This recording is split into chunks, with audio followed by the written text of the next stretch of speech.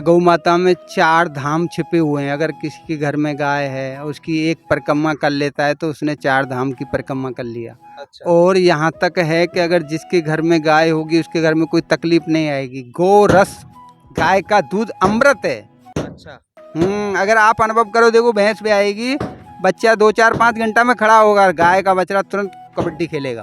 तो ऐसे ही हम गाय का दूध पीते हैं तो हमारे अंदर बहुत सारे एनर्जी आती है, हमारी बीमारी नहीं होगी, हमारे बच्चे बीमार नहीं होंगे, वो बड़ा स्वस्थ शरीर रहेगा। जहाँ तक अनुभव है, जिसके घर में गाय है, मेरा एक मित्र है, उसके घर में गाय थी और उसकी बच्ची के हाथ में खुजली होती, वो गाय लाया, वो गोबर डालती, वो बोली पापा मेरे तो हाथ में खुजली चली गई। तो ये एक प्रेक्षित अनुभव है मेरा। मतलब यानी कि मनुष्य अगर अपने घर में गौ माता रखे, उनकी सेवा करे, उनकी सेवा करके उनका दूध ग्रहण करे तो ये अमृत तुल्य होता है। इससे जो सांसारिक जो जीवन में आने वाली समस्याएं हैं वो नहीं आएंगी।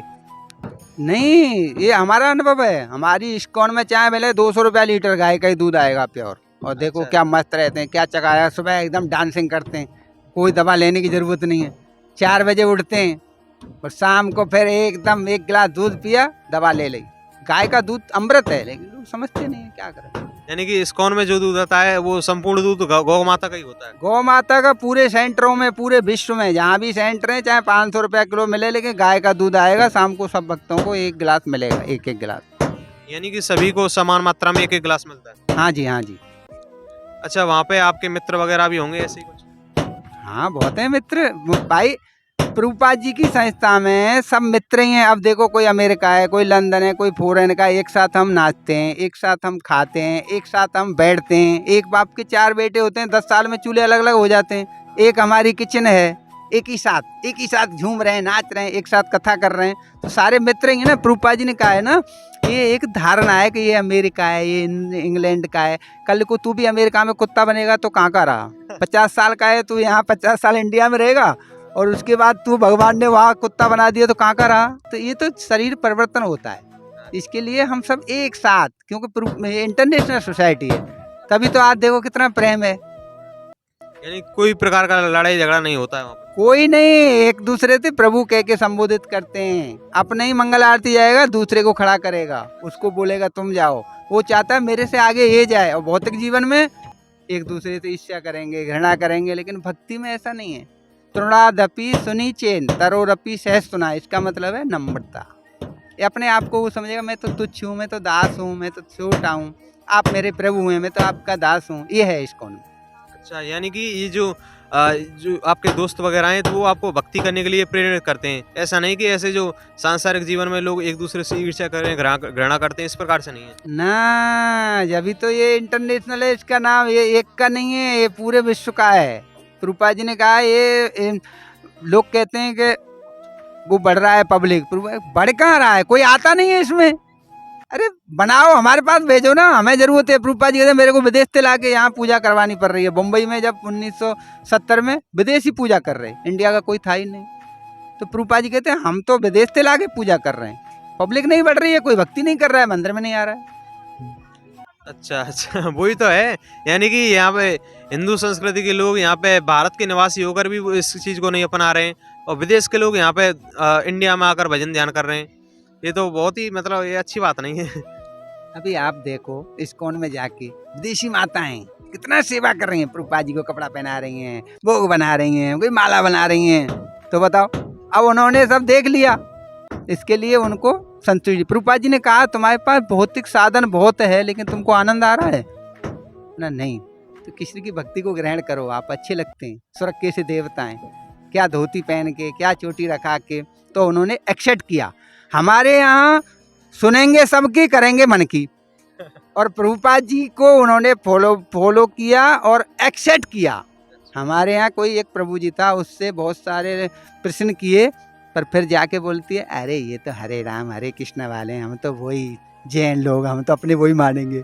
और विदेशियों के पास बहुत सारे प्रश्न होते हैं, अगर उनको एक्सेप्ट कर दिया तो वो पकड़ लेते हैं। हमारे यहाँ खूब बताओ, खूब सुन रहे हैं, लेकिन ना, करेंगे अपने मन की बात। यानी कि बहुत सारे जो डाउट होते हैं उनको क्लियर कर देते हैं वो, लेकिन तब भी वो अपनाते नहीं हैं। और जो जो विदेश के जो ईसाई लोग होते हैं उनको कुछ ऐसा डाउट क्लियर कर दिया तो हिंदू धर्म में आस्था बढ़ जाती है उनकी। अभी देखो हमारे यहाँ 33 करोड़ देवी था, 9 बार नहीं 7 बार 9 त्योहार चलते हैं कि नहीं ब्रज में, 7 तो बार हैं और एक त्योहार एक्स्ट्रा चलता है, लेकिन उनको कृष्णा पकड़ा दिया और कृष्णा को पकड़ लिया उन्होंने, और कुछ जानते ही नहीं है।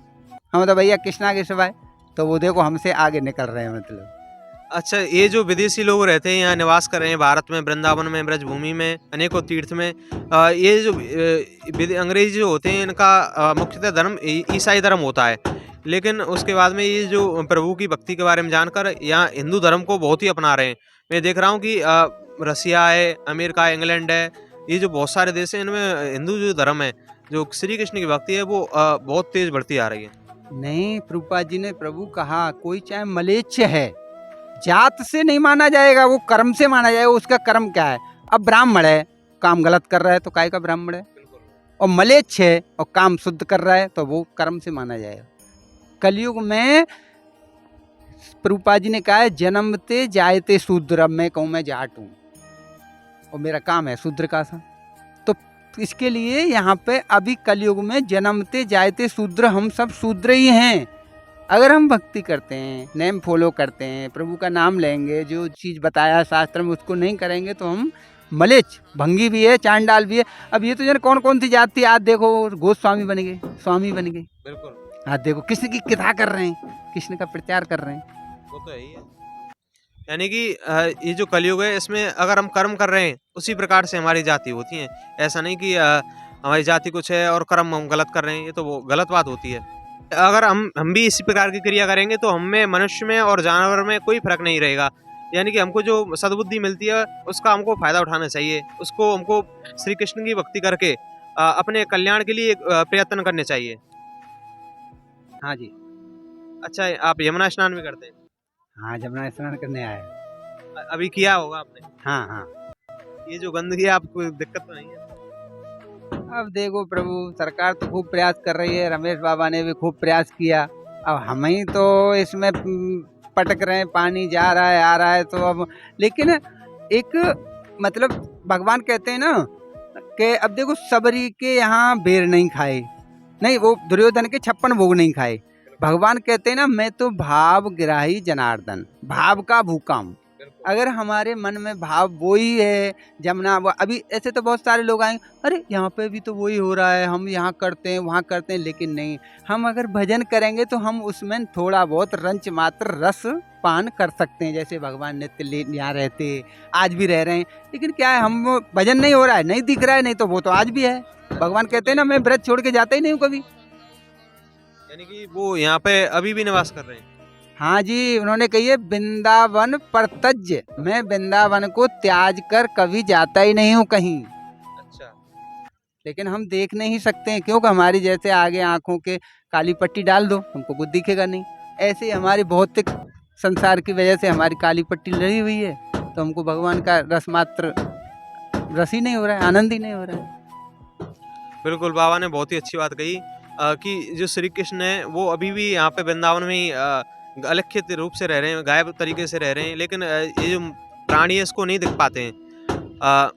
एक प्रकार से पट्टी आंखों पे बंधी हुई है। अच्छा, ये जो गौ रह रही है यहाँ पे, मनुष्य अब इसकी कोई मतलब रक्षा नहीं करता है, पूजा नहीं करता है। आप देख रहे हो कि विदेशों में वो काट दिए जाते हैं ऐसे पशु, तो इस प्रकार से आप क्या कहना चाहेंगे? प्रभुपाद जी ने तो इसके लिए बहुत प्रयास किया। अच्छा बाबा, आप वृंदावन के अलावा और किस किस तीर्थ में आपने भ्रमण किया है? ऐसे तो द्वारका भी घूमा प्रभु, और जगन्नाथपुरी भी, क्योंकि कलयुग के 4 धाम हैं। अच्छा, कलयुग के मतलब सतयुग का रामेश्वर, कल त्रेता का मतलब केदारनाथ बद्रीनाथ, और द्वापर का द्वारका, और कलयुग के जगन्नाथ। तो मैं मतलब 3 धाम घूम लिया। अच्छा, तो अब जब उसके बाद में आप वृंदावन में आए? हाँ जी, हाँ हाँ। नहीं ऐसे तो मैं यहीं का हूँ, अच्छा अच्छा लेकिन वो पूर्ण रूप से अब रह रहा हूँ मतलब। अच्छा, आप देख रहे हो कि इस प्रकार से भ्रष्टाचार हो रहा है, ये बहुत सारे दुष्कर्म हो रहे हैं, तो कलयुग अभी आ चुका है या अभी आने वाला है? नहीं प्रभु, अभी तो कलयुग का जन्म हुआ है, अभी तो तोतली बोली में बोल रहा है। जब कलयुग आएगा धड़ाधड़, जब तो बहुत कठिन होएगा। अभी तो प्रशासन भी चल रहा है, अभी नेम धेम भी चल रहे हैं हमारे ब्रज में, रीति नीति प्रीति। लेकिन जब कलयुग का अभी तो शुरुआत है, अभी तो तोतली बोली में घुटमुन चल रहा है। जब चराचर पे आएगा, जब तो बहुत हम तुम तो चले जाएंगे, जब तक कितने जन्म हो जाएंगे मतलब। हाँ, जब तो लाखों करोड़ों जन्म हो चुके होंगे। अच्छा, फिर उसके कितने दिन बाद प्रभु अवतार लेंगे, इसका कोई अंत? शास्त्र में दिया है कि कली के अवतार भागवत में लिख रहा है। और ये जो भागवत में अभी भी लिख रहा है, जैसे सतयुग में ध्यान, त्रेता में यज्ञ, द्वापर में अर्च विग्रह की पूजा, और कलो दोष निधे राजन। कलयुग दोषों का सागर है, एकमात्र भगवान का नाम। और शास्त्र में इतना भी लिख रहा है कि कलयुग में एक कोई संबल गांव है राय से आगे, वहाँ कली के अवतार काले घोड़ा पे आके आएंगे, भागवत में है। और फिर वो इसको डैशमैश कर देंगे मतलब। अच्छा, फिर उसके बाद में फिर सतयुग प्रारंभ हो जाएगा। हाँ जी, चतुर्युग मतलब जैसे सतयुग, त्रेता, द्वापर, कलयुग, ये मनमंत्र के हिसाब से चलता है। फिर दोबारा से सृष्टि रची जाएगी। यानी कि ये चक्र है, ये इसी प्रकार से पुनः प्रारंभ हो जाएगा। अरे प्रभु जन, कितने हजारों लाखों करोड़, जैसे सतयुग इतने साल 10,000 करोड़, फिर द्वापर इतना, और इसका समय 4,32,000, तो अभी तो 5,000 निकला है। 5,000 ही हुआ है, उसके बावजूद भी इतने दुष्कर्म होने लगे हैं। हाँ जी, वो तो अब समय के हिसाब से देखो, कलयुग है, कलय का युग, इसका नाम ही है कल युग।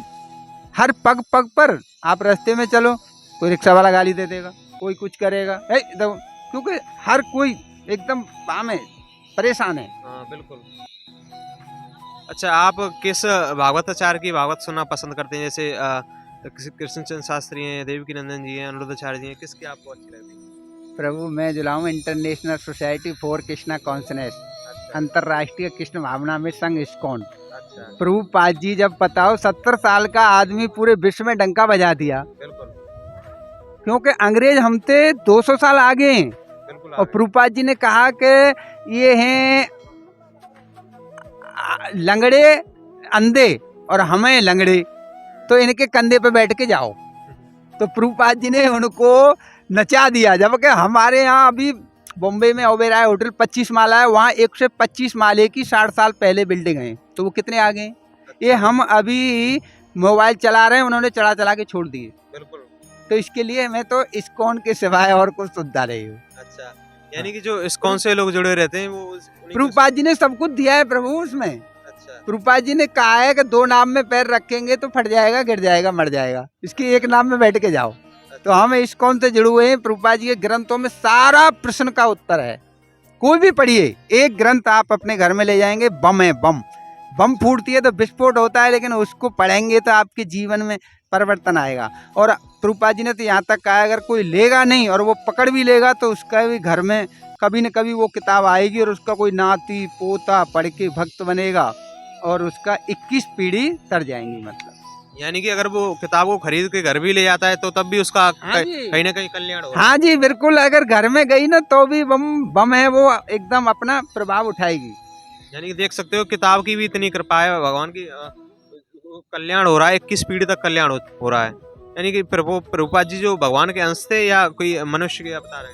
नहीं, भगवान के अंश नहीं है। प्रभुपाद जी को कोई किसी ने विदेश में कहा, अरे प्रभुपाद जी भगवान है, प्रभुपाद जी ने कहा इसको मंदिर से फटाफट निकालो, मैं भगवान नहीं हूँ, भगवान का दास हूँ।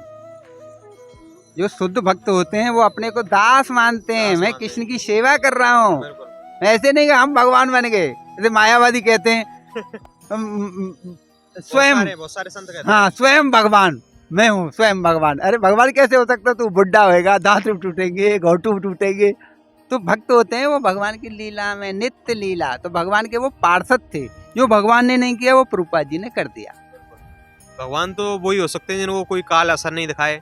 हम तो एक मनुष्य हैं जो काल के चक्र में आके फंसते हैं, ग्रस्त हो जाते हैं, मर जाते हैं और जन्म लेते हैं, फिर वही क्रिया करते हैं। ये बहुत सारे साधु संत अपने आप को भगवान कहते हैं, तो ये बहुत गलत बात है। अच्छा, मतलब ये प्रभुपाद जी के जो ग्रंथ है उनमें ही उन्होंने सब ग्रंथों के बारे में सार लिख दिया। सारा प्रभु, सारा आप एक पन्ना पढ़ेंगे ना, उसमें आपके जो भी प्रश्न गलगला रहे हैं ना मन में, वो उसका सॉल्व हो जाएगा आपको, सारा चीज।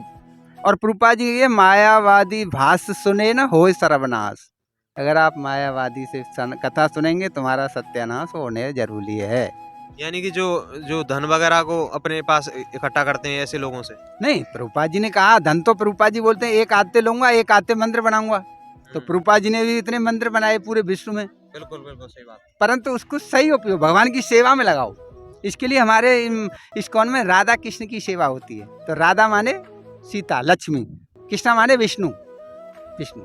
तो इसके लिए यानी कि जो धार्मिक कार्य करने के बाद में जो धन आए उसको धार्मिक कार्य में लगाना चाहिए। जैसे मंदिर है, साधु संतों के लिए भोजन है, साधु संत की सेवा है, उन्हीं कर्मों में करना चाहिए। ऐसे बहुत से लोग होते हैं कि धन आ रहा है उसको अपने अपने गृहस्थ के जीवन मतलब अपनी प्रकार की बिल्डिंग संपत्ति इकट्ठा कर रहे हैं, ये गलत बात है। आज देखो 1965 में प्रभुपाद जी 40 रुपए लेके गए थे अमेरिका। आज 40 अरब खरब की संपत्ति है, कितने बड़े बड़े टेम्पल, 12 साल में गुरुकुल, स्कूल, मंदिर कितने बना गए और अब बन ही रहे हैं। क्योंकि ये प्रचार, क्योंकि चैतन्य महाप्रभु ने कही है ना, नगरादि आदि ग्राम और सर्वत्र सुनातो मोर नाम। तो चैतन्य महाप्रभु स्वयं कृष्णा थे, राधा कृष्ण के अवतार। उन्होंने कहा कि मेरा नाम सुना दो घर घर में, पूरे नगर नगर में। हरे कृष्णा।